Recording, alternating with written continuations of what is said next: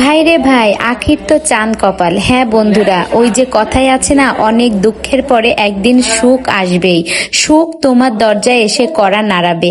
তো আখির কিন্তু তেমনই হলো। এই যে দেখুন, আখি কিন্তু ফাইনালি তার হবু বরকে সামনে নিয়ে এসেছে। শুধু হবু বরকে সামনে আনা না, কি কি কাণ্ড ঘটেছে আপনারা যদি শোনেন তাহলে আপনারা কিন্তু রীতিমতো অবাকই হয়ে যাবেন।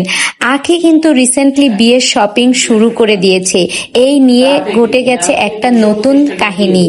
আখি কিন্তু বিয়ের শপিং করতে গিয়েছিল হবু বরকে নিয়ে। সেখানে গিয়ে আখি তো তেমন কোনো কেনাকাটাই করবে না।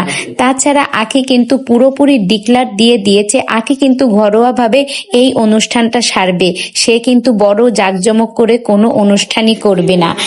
তা কিন্তু তেমনটি আর হচ্ছে না। আখির হবু স্বামী আখিকে 7 লক্ষ টাকার শপিং করে দিয়েছে।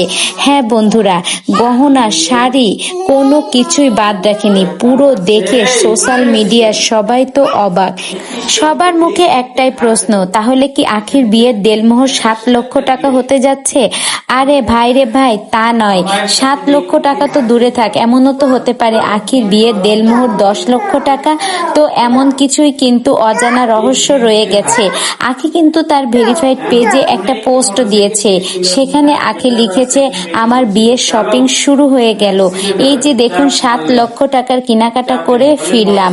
এই কথাটা পুরো সোশ্যাল মিডিয়ায় ভাইরাল হয়ে গেছে। আখির চাঁদ কপাল, এটা দেখে কিন্তু অনেকেই ঘাবড়ে গেছে। কি করে এটা সম্ভব হলো?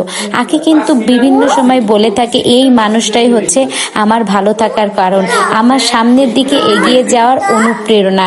সে কিন্তু শুধু আখির দায়িত্ব নয়, আখির পুরো পরিবারের দায়িত্ব নিয়েছে। সে আয়াসের দায়িত্ব নিচ্ছে। তাহলে বুঝুন সে কি যায় তাই মানুষ, যে কত বড় মনের একটা মানুষ হলে এই রকম দায়িত্ব নিতে পারে।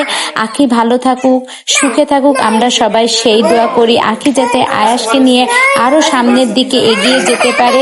আখি যেন তার নতুন জীবনে অনেক সুখী হয়। তো বন্ধুরা, আপনাদের এই বিষয়ে মতামত অবশ্যই কমেন্ট বক্সে জানাবেন।